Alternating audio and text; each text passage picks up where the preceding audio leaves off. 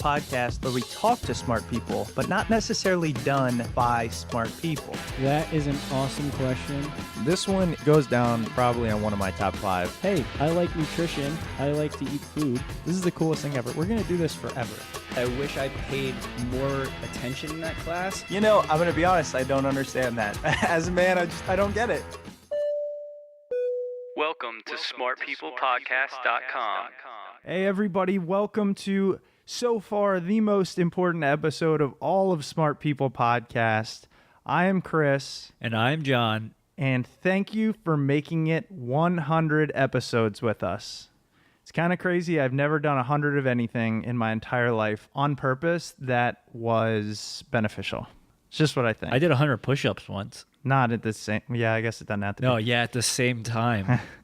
Anyways, guys, it's been a journey. We can't wait to keep doing it. We have you to, thank for all of this because you've motivated us over the past couple of years, sent us emails, reached out, joined us with the show's gone through a lot of transitions. We've had some amazing guests. It's come a long way and can't say how excited I am, especially because for 100th episode, to mark the centennial of Smart People Podcast, we have, I don't know, one of the most amazing, compassionate, talented guests on our long laundry list of amazingness. So we will get into our guests shortly, but it wouldn't be a 100th episode if we didn't tell you what we need from you. Could you go to iTunes, tell the world, hey guys, thanks for being awesome. Here's 5 stars. Give us a rating. Or check us out at smartpeoplepodcast.com. Connect with us via our newsletter, which is up there.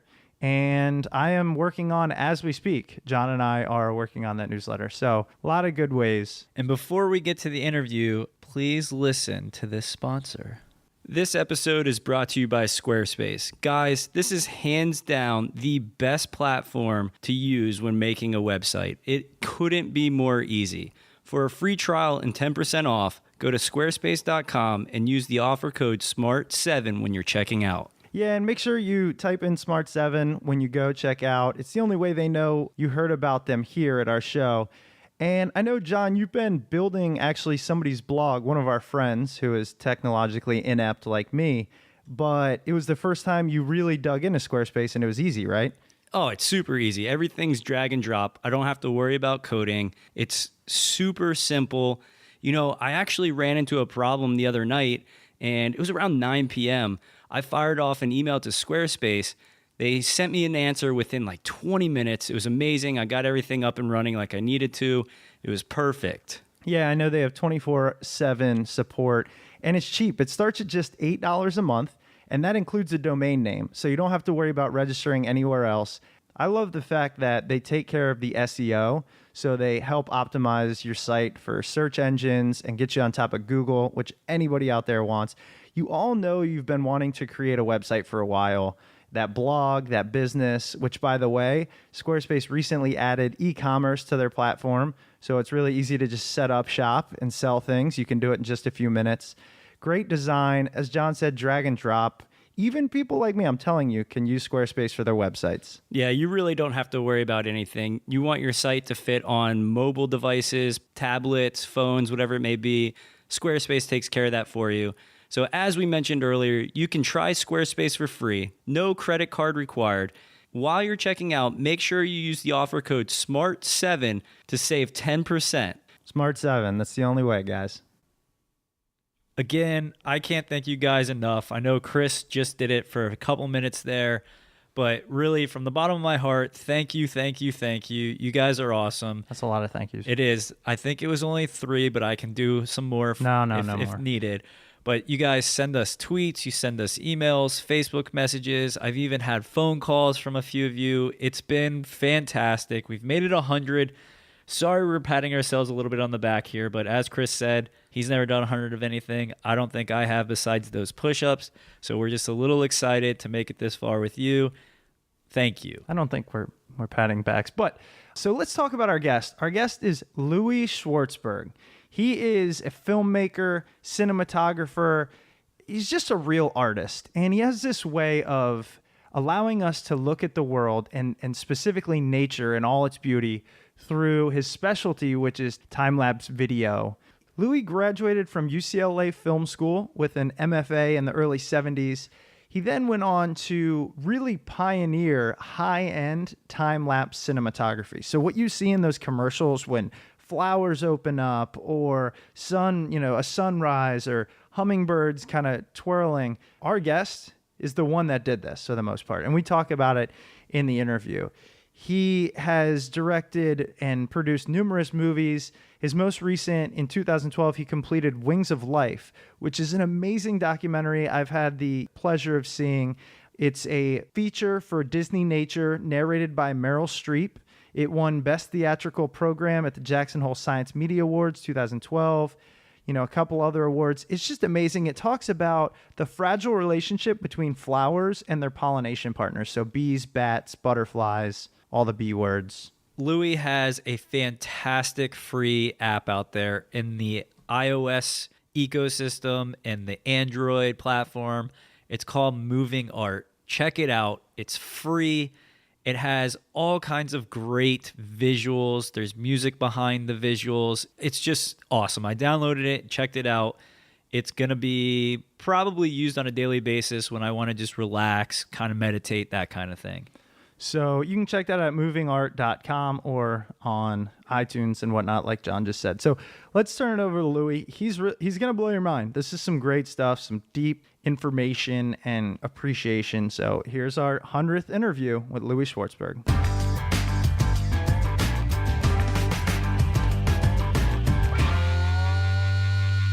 Louie, again, thank you so much for being on the show. It's really great to have a true artist and somebody who has brought in us in the world so many good images and a different vision of what's out there, especially in nature. I wanted to kind of start off and get a better idea of how your career in film began, and especially how did you decide to focus on time lapse, which is a pretty niche market, and you were kind of one of the pioneers of it. Well, if I'm a pioneer, it makes me sound like I'm an ancient guy with a white beard. I guess I got started at UCLA because I really loved doing photography, got into fine art photography. And when I started to get involved with motion picture cinematography as a filmmaker, I always wanted to shoot the highest quality format, which was 35 millimeter movie film, but I really couldn't afford to do that. So when I discovered time-lapse, I kind of figured out, wow, I could shoot super high quality film and at the same time not shoot a lot of film, because in time lapse you're shooting one frame every, let's say, 20 minutes, and then it gets compressed when it's projected at 24 frames per second, which is the standard, and it enables you to shoot, let's say if I'm shooting one frame every 20 minutes, I'm shooting like a little over 2 seconds in a 24-hour period, which was great for shooting things like flowers or shooting clouds.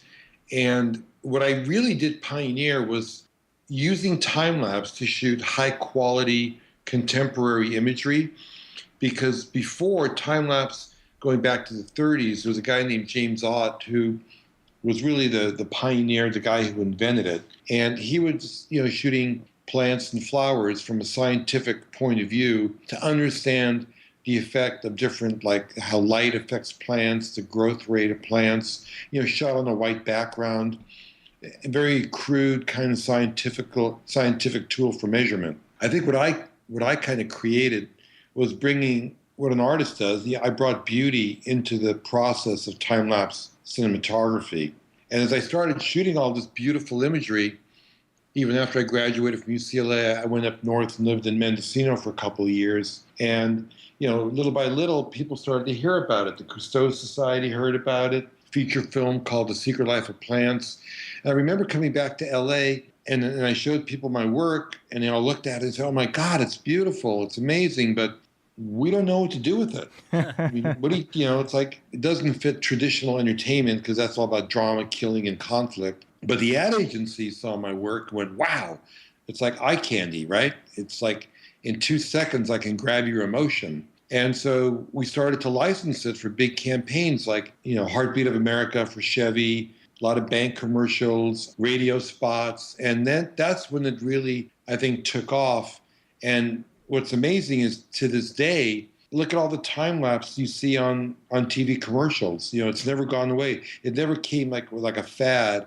It was never like in style and out of style. So I know it's a long answer to a question, but basically it came out of economic necessity, a passion for exploring things that the human eye can't see, and eventually it ended up influencing a lot of people and created an industry that never existed before, which was the industry of licensing contemporary stock footage. That never existed before. That was actually one of the questions I had. I knew that you kind of built your business and your brand by licensing your footage, and you've done extremely well doing that. And I've read that your footage is in tons of movies. I don't know the number. I'm sure you might not even know the number, but I was hoping you could kind of explain. I hear it's a lot of landscape shots or flyovers or different kinds of things. Is that a correct assumption? Yes. I mean, obviously, images of nature, aerials of cityscapes, landscapes. I mean, anything that kind of grabbed my eye, because what's amazing is before then, the only stock footage you could license was archival newsreel footage or outtakes from a movie, which was usually scratched and beat up. Nobody had contemporary, pristine imagery of urban landscapes, people at work and play, or nature. And that was a rare commodity. So when all of a sudden it became available, it was like a powerful creative tool that people used for, just a couple of titles, going back all the way to E.T. with Spielberg, clouds of E.T. coming down to, Men in Black, all the aerials and the opening main titles, Star Trek, the movies, Crash. It's just, American Beauty, the flowers opening, Oh, yeah. the rose opening. Yeah. So, it's been kind of an amazing journey, because what I kind of love about when people license it is that they may use it in a way I never thought of using it. And the whole idea of licensing had nothing to do with me being a smart business person and creating like a business plan. It had more to do with this old-fashioned idea as an artist that if you create something, you own it. So the idea of letting people get a copy of it, and it's of course became easier when digital came around, because then it was just a digital copy, that I was happy to give someone a clone of what I did, and they only had the right to use it in that particular show. But I always owned it because I created it so that I could make my own statements, my own movies, my own stories. And so for me, it was a giant visual vocabulary. Kind of like, to compare it to a musician, it's like having your own synclavier or samples that you can use. So even though you're sitting at a computer and you're composing some music, you can have violin, clarinet, oboe at your fingertips. I was trying to always do that in my work as well, to be able to compose what you wanted to say without having to go out and shoot it. So if you came to me and said, the beginning of a script might read, okay, the sun rose over LA as traffic started to build on the 101 freeway. I can actually take those words and make a visual story out of that. Pretty much every TV show and movie that I see now has those elements in them, where a movie's starting and you see the night to day thing. And I'm just blown away that I'm talking to the guy that pretty much came up with that and got that. Yeah, well, what it is, it's like it becomes like a visual vocabulary. It's a part of film grammar. So when people need to make that statement of a transition of time, it's become almost standard to say, well, let's do a day to night dissolve, or let's do a time-lapse shot. What I also love about that is and we talk about passion and kind of just doing what you enjoy. You didn't set out to say, I'm going to sell my footage and make money off of it, and this is how it's going to go. You did things that appealed to you. You input your own creativity, and through practice and getting better at it, ended up creating things so amazing that everyone wanted to incorporate them. Yeah, I think if you follow your passion, you make money as a byproduct of doing a great job. I wanted to talk a little bit more about time-lapse, because you gave a great description, but I heard in an interview you did elsewhere how you mentioned that time is only relevant from the perspective of the thing that's experiencing it. So you talked about how we view time versus, say, how a redwood tree would, and you kind of related that to frames per second. Do you remember kind of talking about that? Well, what's beautiful about altering the frame rate is that it's a metaphor for the fact that we live with blinders and there are things that are moving slower and faster than our human lifespan. So, for example, the redwood tree, which lives 500 years, looks at us scurrying around like little ants. And then, of course, that mosquito that's on your arm, looking at that hand from us coming at it in slow motion, figures it has all day to take off because it lives in a world where maybe only lives like a week. So every creature, has its own time frame. And when you realize that, it opens up your mind, and that 24 frames per second is only one narrow way of looking at the world.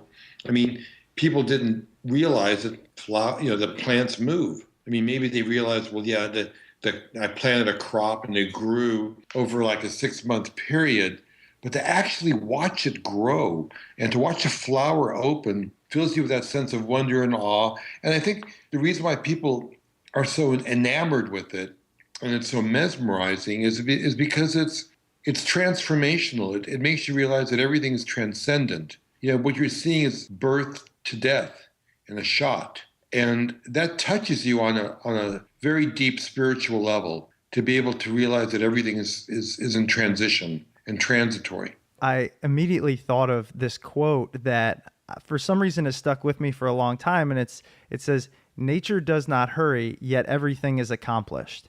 And I don't know if you've ever heard that, but I feel like your images, your films put that quote into such a good context. I mean, by taking just a split second every, how often you do it, like you said, 2 seconds a day, you can see in real time, or in slowed down time, how something becomes what it ends up. It's just, Right. Of course, time lapse, the best place to use it is out in nature. It seems such a logical idea now, but it wasn't always. I'm just kind of blown away by that. Well, there's so many different, frame rates. I mean, yeah, in nature it's great. Within the organic world, I'm working on a film that'll be out in November, I hope, late fall, with National Geographic, an IMAX 3D movie, and it's called Mysteries of the Unseen World.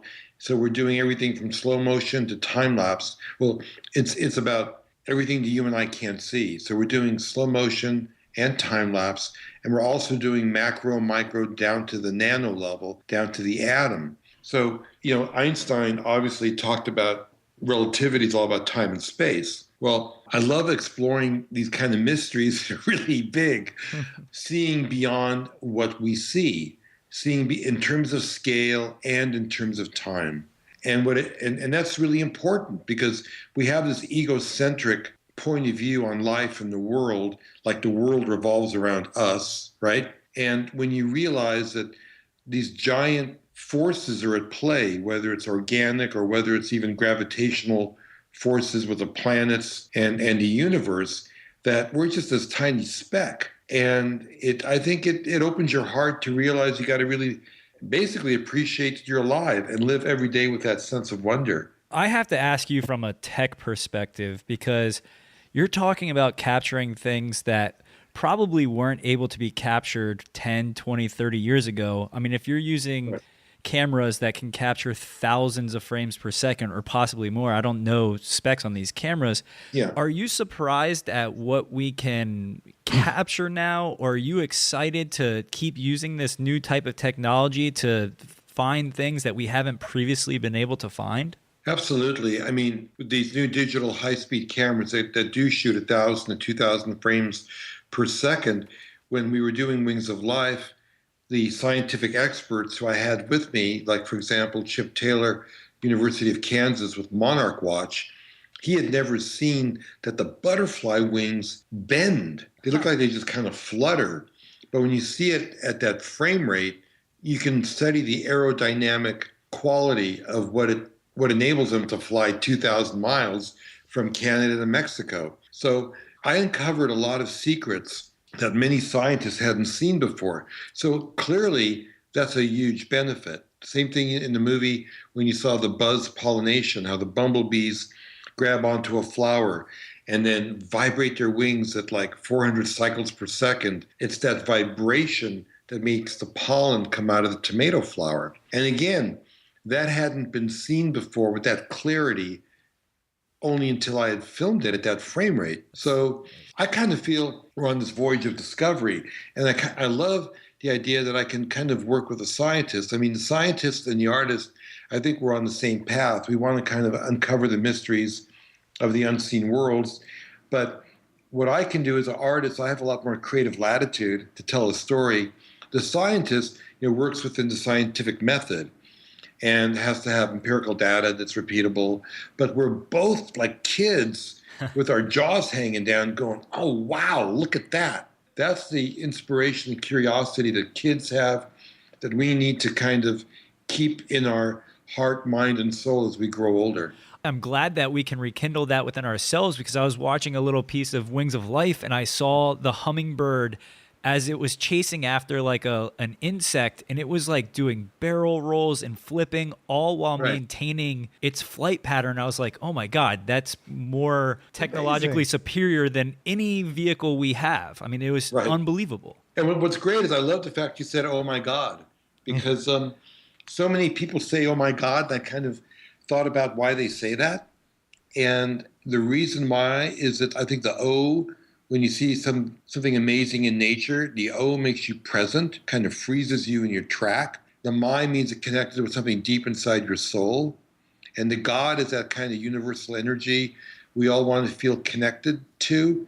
The fact that we're all part of some giant universe that has a sense of order and love and connection. We were talking about Wings of Life, and I know that you use such beautiful imagery to kind of show nature, but it also, and throughout it, you uncovered and you go through the problems we're having with the elimination of different pollinators. Could you kind of talk to us about what you discovered through that movie and through that process of really diving into the insects and the animals that pollinate? One of the things that motivated me to make the movie was clearly hearing the story about colony collapse disorder, which is the fact that the bees are disappearing.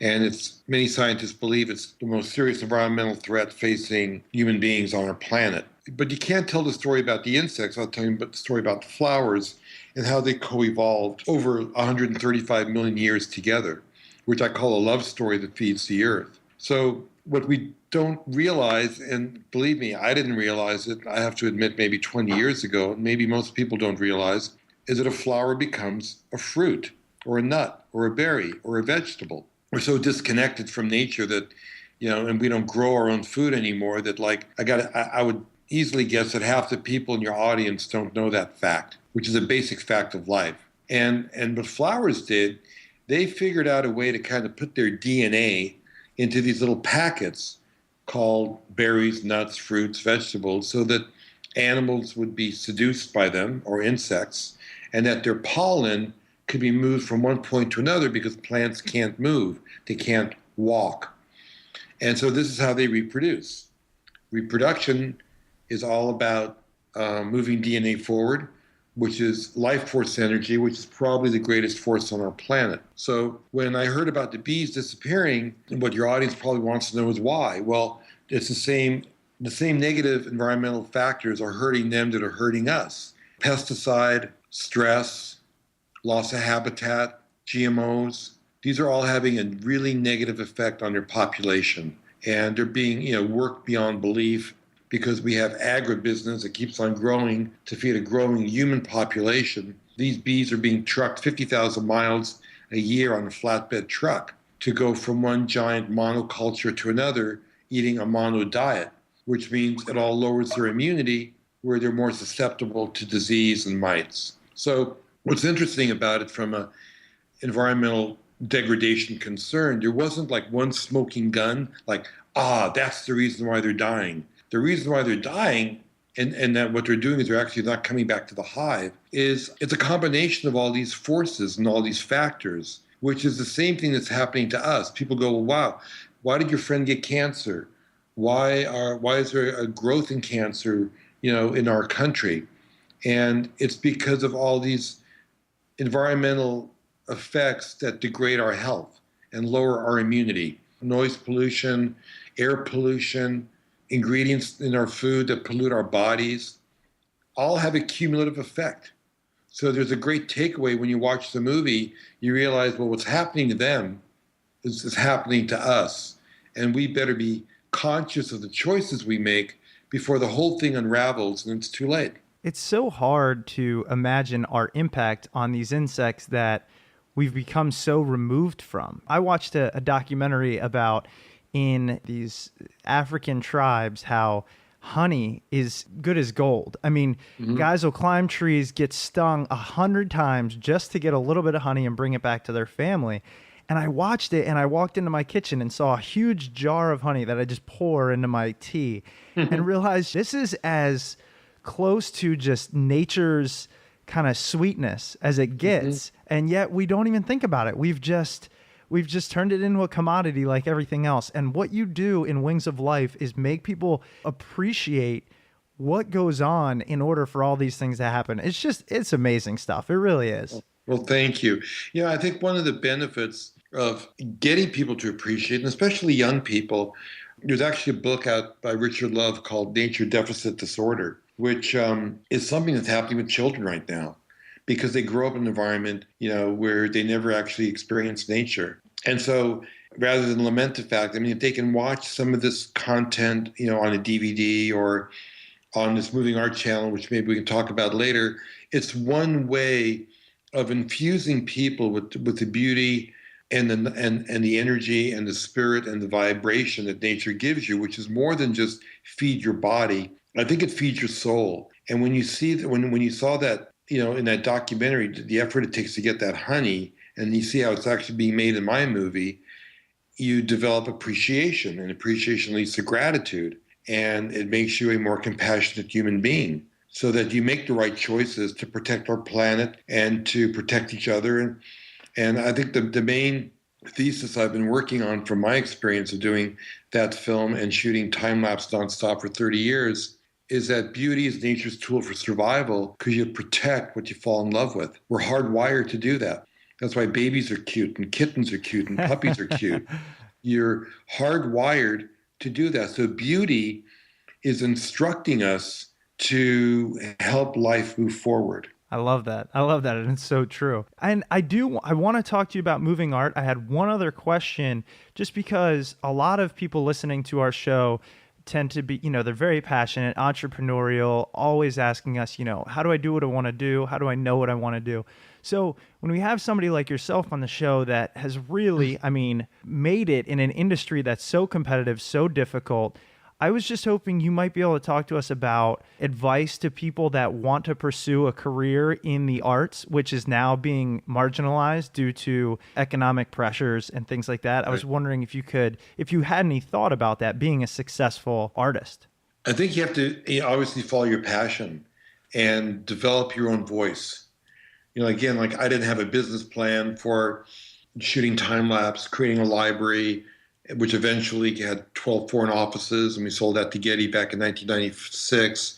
I think the key is develop your own voice. And now with technology, you have the ability to go out and film things or shoot things, stills or motion, inexpensively. So the barrier to entry of money is no longer there. What is key is you develop your own voice and your own point of view, because the technology that you're going to learn to capture imagery or to tell a story, wow, it's going to change. It's by the time you're in film school, by the time you get out of film school, whatever you learn technically will be out of date. I've got to relearn everything now. Every year or two, I've got a brand new camera. I had a camera for 35 years I never had to touch and relearn. Now, every year or two, I got a brand new computer screen menu that I need to navigate. So the key, or my advice would be, develop your own voice, figure out what's in your heart, what's your mission in life, and what's the story you want to tell. And focus on that. As the technology keeps on evolving, it'll be easier for you, but you can't be hooked on technology because it's changing at an accelerating rate. That's such good advice. The technology is really just the tool to help you get to your passion or show your passion, that kind of thing. But let's talk a little bit about movingart.com and your Moving Art app. I'm looking here on iTunes and I see it's available for iOS, and is it available for Android as well? And then do you want to just let our listeners know a little bit about what it is? Yeah, it is available on Android. And basically it's kind of like a visual Pandora, so that you can, basically tune in to the content or the vibration you want to have in your home or on your iPhone or on your iPad. It's got categories like nature, culture, cities, and even some subcategories as well. And on the Panasonic Internet with IPTV platform, it even goes deeper where we have a shuffle feature, which is really cool. So my dream, actually, going back to the story again, how I started shooting all this stuff just out of passion, it was always to go straight to the consumer. It was just my desire to turn people on. It wasn't an idea to be a business-to-business opportunity where I'm selling it to an ad agency for a client. So now that I can go straight to the consumer because of technology, because of the internet, I'm thrilled, and I want people to use it in as many different ways as possible. If you have a party, you could put on tropical imagery and maybe play some Bob Marley music in the background. I love it. It does have music come with it.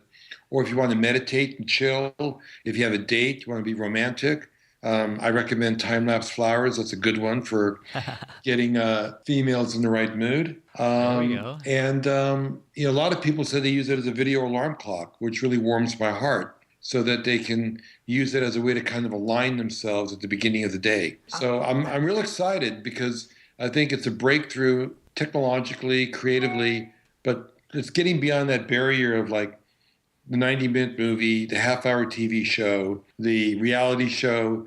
I think people are ready for kind of poetic, inspiring imagery that you can watch over and over and over and let it take you on a journey that allows your inner voice to be heard. I completely agree with you. We're looking at it here, and I mean, my first question, and it seems a little rash or blunt, but how are you giving this away for free? I mean, this is like, this is some of the best footage ever. I don't get it. The goal is, I think, to get people exposed to it, turned on to it, build an audience. The montage from Wings of Life got almost 30 million views for my TED Talk. So what's amazing is there's an audience out there that's really hungry for this stuff. And what I want to do is get it, and we haven't done any marketing yet with it, but already we have over 1,000 people, I think, that have signed up on the Moving Art app on iTunes. So it's a matter, I think, of building an audience. When we build the audience, kind of like Pandora, they started to have some sponsors, and then people who didn't want to have sponsorship were able to have a subscription model. So that's the path I'm going down. No, that's actually, it's a great thing. And it's, again, one of the benefits of technology is being able to take this type of imagery and expose more people to it, which, as you mentioned, it can only benefit us all. Well, Louie, I know we went a little bit over. I really appreciate you talking to us. This is great stuff. Cool. Your video opens the minds, and everyone can find, Moving Art at movingart.com. Is there anywhere else they can kind of learn about what you do and see your upcoming projects? I think movingart.com would be the best place to go to. It does list a schedule of events, and we do put up anything that's recorded, like from speaking events or screenings as well. Okay, perfect. Well, we'll go ahead and link to that for sure on the website and direct people there. And again, thank you so much. It's great stuff, and have a great night. Thank you, and I love your podcast. It's really great to share big ideas. We're on this planet for one reason only, and that's to explore those big ideas. I completely agree. And we love finding people that, that kind of vibe with that. So thank you again. Okay. Have a great day. All right, Louie, you too. Bye. Bye-bye. If you guys enjoyed that interview as much as we did, please head over to iTunes, rate us, comment, leave a review, help out the show. You'll keep us going, possibly 100, 200 more, at least. It's crazy. I thought about this. I said, man, if we do another 100, say that takes about 2.5 more years, we'll be older. Well, here's something pretty or crazy. Old. I don't know. Mark Maron released his 400th episode. Is he weekly? Yeah. Shout out to Mark Maron. Yeah, you know what else, guys? Speaking of shout outs, if you go on Twitter, if you like the episode, you go on Twitter and you say, hey, at Smart People Pod, really loved your interview with, and then that guest's Twitter handle. It's pretty cool because it lets them know, it kind of gives them a visual representation of, we're getting the word out there for them. People are enjoying what they have to say, and it kind of completes the circle. They give us their time and in turn pass it along to you. So that is what I have to say about that. Thanks for joining us for our century mark. As John said, hopefully many more to come. We couldn't have done it without you. Well, we could have. Yeah, I guess we could have, but we wouldn't have. Put it that way. We wouldn't have done it without you. I would have quit really Yeah, soon. Chris and I would have got sick of just hearing each other talk day in, day out, and just been like, all right, enough of that. So thanks, guys. See you next week.